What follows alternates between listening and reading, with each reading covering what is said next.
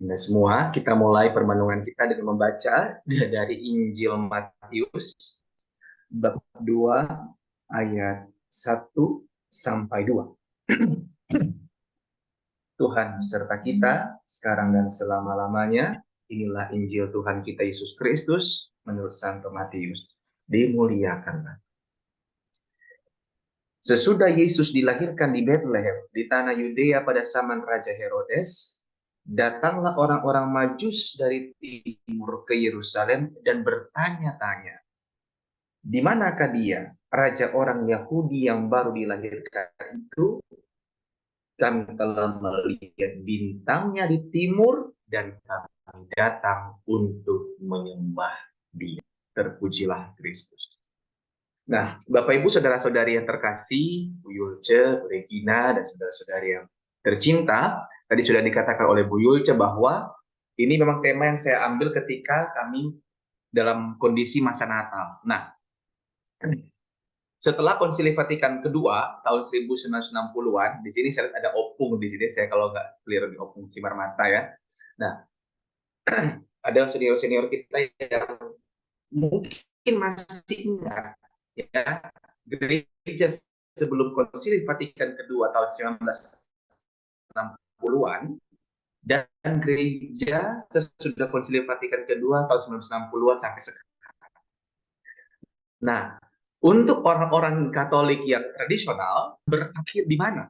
Nah, kalau kita zaman sekarang kan langsung bilang, oh, berakhir di pesta penampakan Tuhan, ya. Tapi kalau untuk orang-orang Katolik tradisional masih memakai liturgi yang dulu, itu masa Natal dari tanggal 25 Januari, 25 Desember sampai 40 hari ke depannya.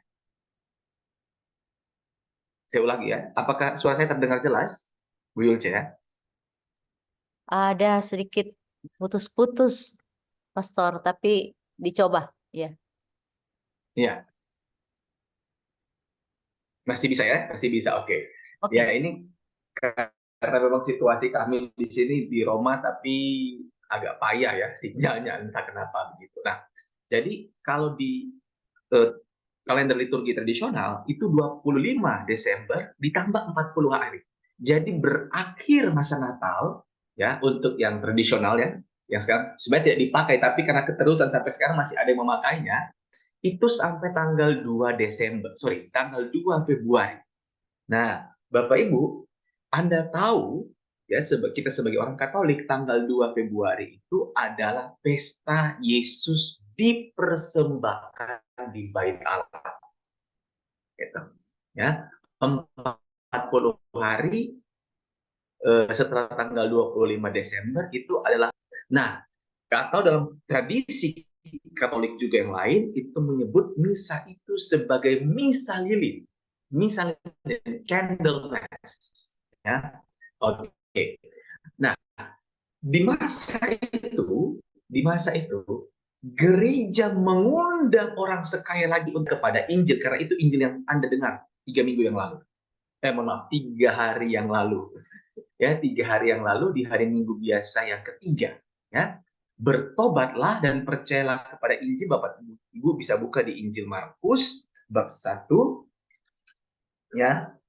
Markus bab 1 ayat 15. Katanya, waktunya telah genap, kerajaan Allah sudah dekat, bertobatlah dan percayalah kepada Injil. Jadi ini konteks kesatuan bahwa kita itu mau menyembah siapa, dan penyembahan yang benar itu bagaimana, begitu ya? Karena bagi orang Islam mereka juga menyembah, teman-teman Protestan Pantekosta menyembah juga, mereka percaya. Teman-teman Hindu, ya, orang Indonesia biasa pakai kata sembahyang. Sembahyang. Sembahyang itu artinya menyembah Sang Yang Widi. Itu adalah gelar Tuhan atau Tuhan untuk teman-teman Hindu, ya, sembahyang. Mereka juga menyembah. Nah, kalau begitu orang Katolik, ya, kita ini menyembah siapa? Nah, apalagi ya, bertobatlah dan percayalah kepada Injil. Ini bisa di next, bagaimana saya mau bilang next ya. Oke, maka pertanyaan pertama itu saya ambil yang terakhir. Injil ini siapa yang ucapkan? Ya, tadi kita dengar ya, bertobatlah dan percayalah kepada Injil. Kata-kata itu siapa yang bilang? Yang bilang itu adalah Tuhan Yesus. Maka pertanyaannya, kalau begitu, Injil apa yang dimaksudkan oleh Tuhan Yesus? Apakah benar yang kita temukan dalam media sosial yang dikatakan oleh sebagian ya, oknum-oknum tertentu dari saudara-saudara kita Muslim yang mendebat iman Kristen dengan mengatakan, lihat, Injil itu dipalsukan karena Tuhan Yesus, Nabi Isa di dalam Injil Markus juga mengatakan dia itu menyebarkan Injil. Karena teman-teman Muslim kita itu percaya dengan pada Nabi. Nabi Musa dalam pemahaman mereka turunnya Taurat. Nabi Daud dalam pemahaman mereka turunnya Zabur atau Mazmur bagi kita ya. Nabi Isa alaihissalam turunnya itu adalah Injil. Begitu.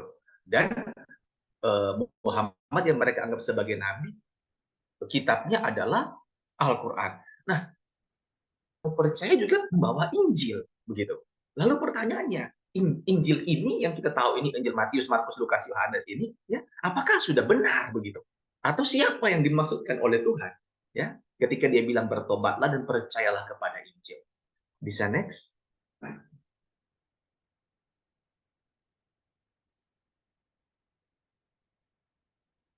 Atau Bapak Ibu nanti saya akan pakai yang saya punya saja ya. Nah, oke. Apakah ada Injil lain? Tadi. Apakah Injil telah dipalsukan oleh orang Kristen? Apa yang kita ketahui tentang Injil? Begitu. Jangan-jangan kita punya bayangan sendiri, Bapak Ibu jangan sampai keliru ya. Injil itu Injil pertama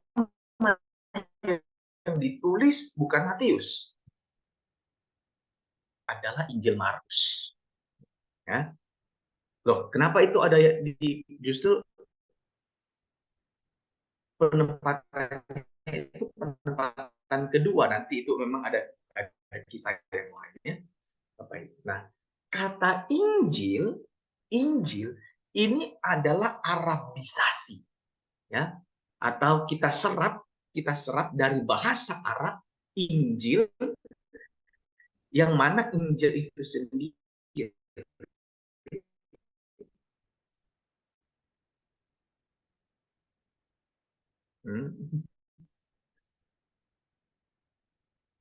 Halo, apa ya? Di mana Injil sendiri itu lihat peta Mediterania, Yunani ketemu dengan Arab sangat dekat, hampir berdekatan.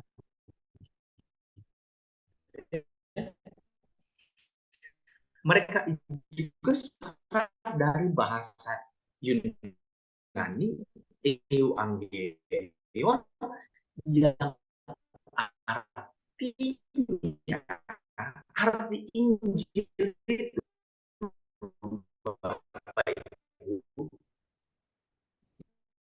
ya bukan artinya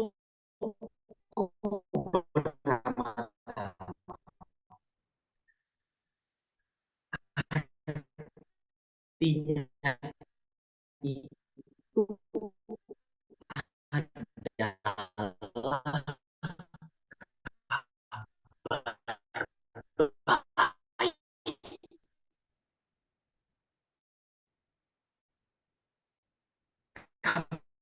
kabar baik.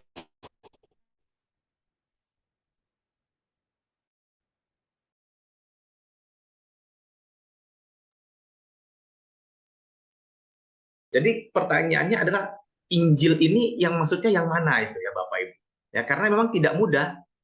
Ingat Bapak Ibu, kekristenan itu ya waktu Tuhan Yesus terangkat ke surga itu dikejar-kejar, bukan dalam situasi langsung seperti gereja sekarang ada, tidak.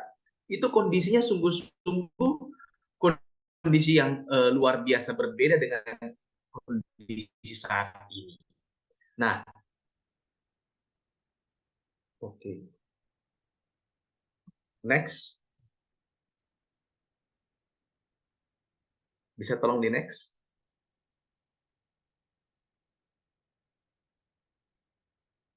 Oke. Nah, kata Injil itu merupakan Arabisasi. Bu, bisakah saya nanti saya saja yang apa namanya? Saya saja yang screen, saya yang atur screen ya. Romo, kalau sinyalnya jelek, sambil screen akan terlempar lagi seperti tadi.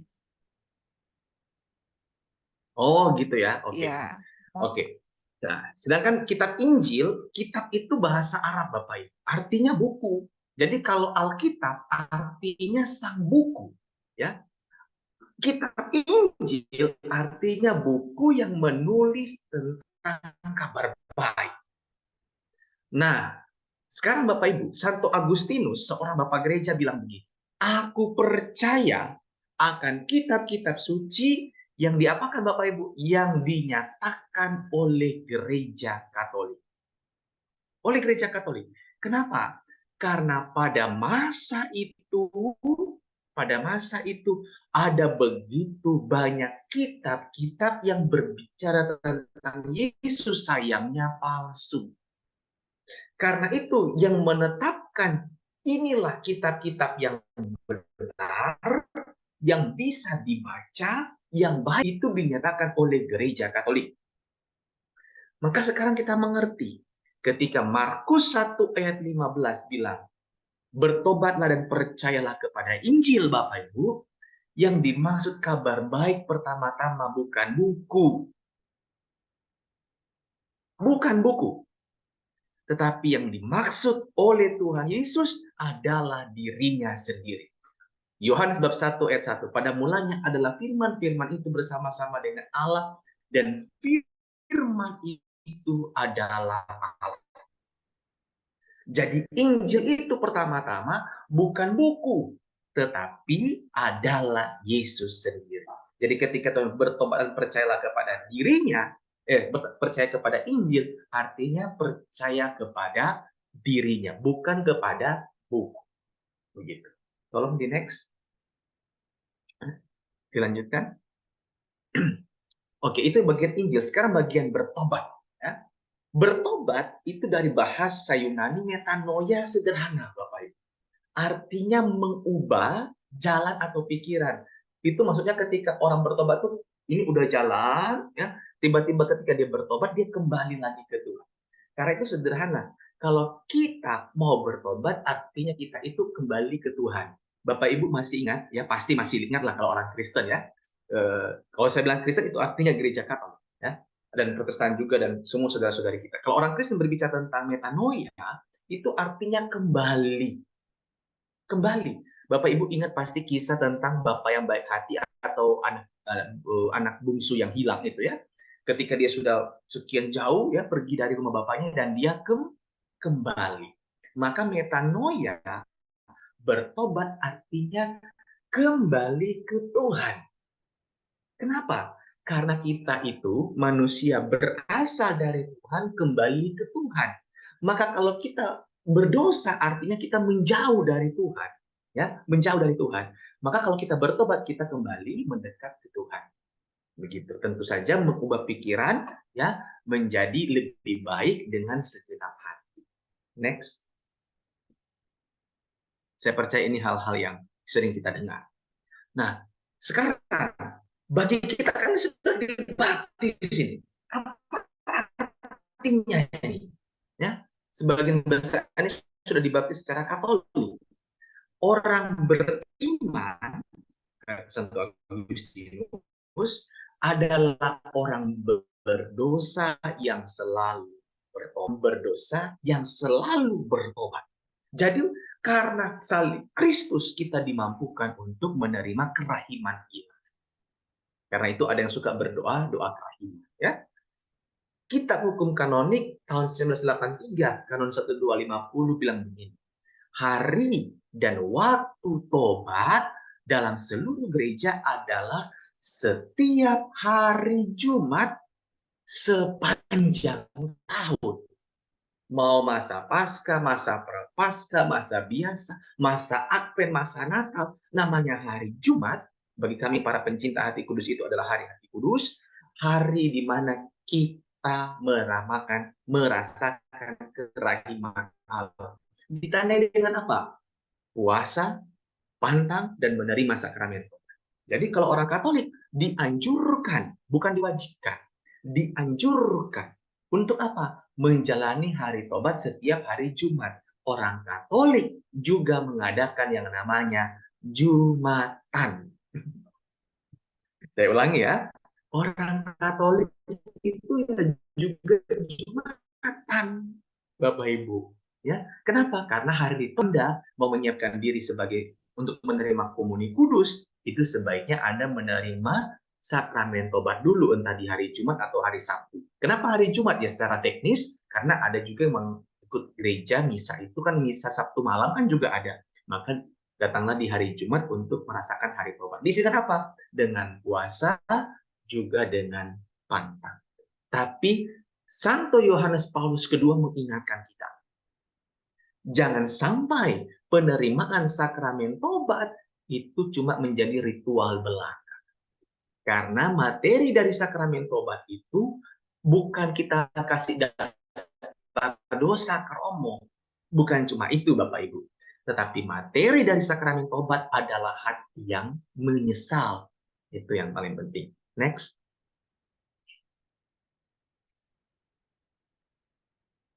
Nah, bagaimana dengan bagi saudara-saudari kita yang bukan Kristen tapi yang sudah dibaptis? Ya, sudah dibaptis tapi bukan, mohon maaf, bukan Katolik ya.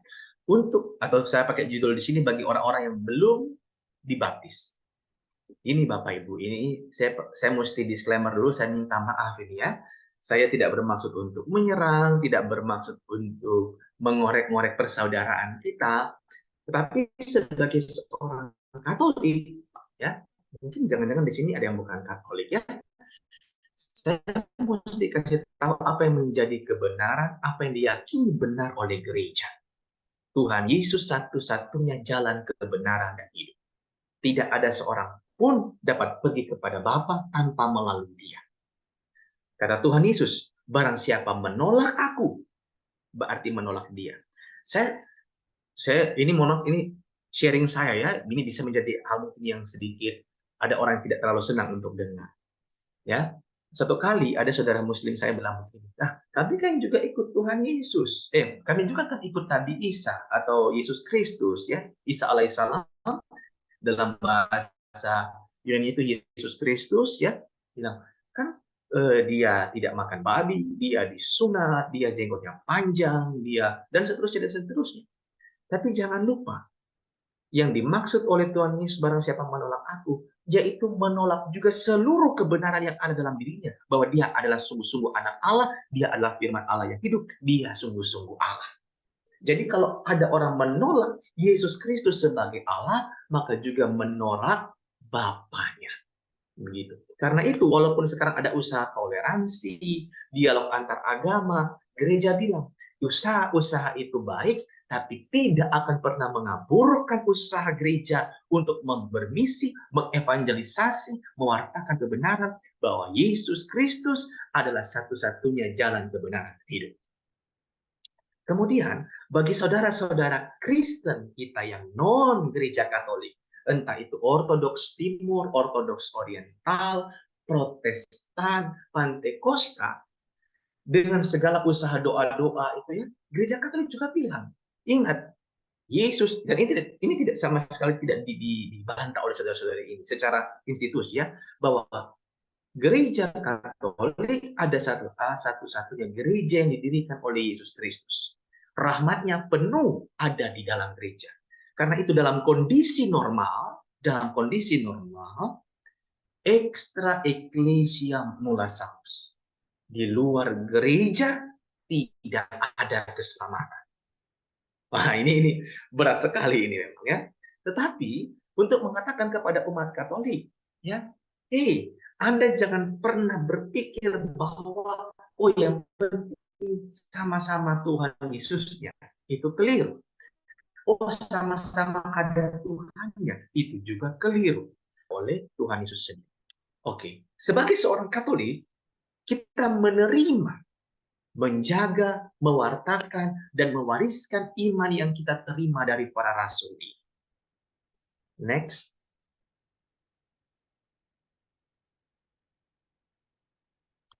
Kemudian percaya. Ini ya, bertobatlah dan percayalah kepada Injil. Nah, sekarang percaya. Iman itu kata benda. Percaya itu kata sifat. Kata kerja ya. Maaf, kata kerja.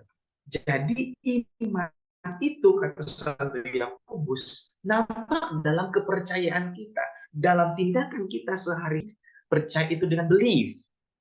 Nah, karena itu kata belief dari dua kata, be dan love. Ya, kalau pakai bahasa latinnya itu bagus sekali, pakai kata credo. Yang saudara-saudara kita yang senior pasti pernah dan tahu persis lagu ini. Credo in unum Deum, Patrem omnipotentem, Factorem Caeli et terrae, visibilium omnium. Credo in unum Deum. Credo itu artinya core, ya. Core itu artinya hati. Jadi kalau mau percaya itu pakai hati, Bapak Ibu, pakai cinta ketika kita menyatakan iman kita, begitu. Dalam ini bagus sekali. Kata Yunani percaya itu dari bahasa ya, terusnya itu pisteo, dan kemudian diserap oleh bahasa Inggris menjadi present saat ini.